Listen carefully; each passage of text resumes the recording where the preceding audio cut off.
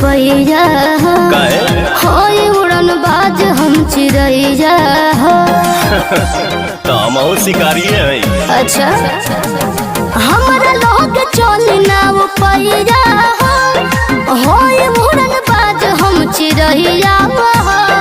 हमरो के बता दो तनी राजे रानी तोहर दुल्हा बनी कौन रंग बाजिए रानी। भइल लखनऊ नैनीताल झगड़ा कहिले बा कमाल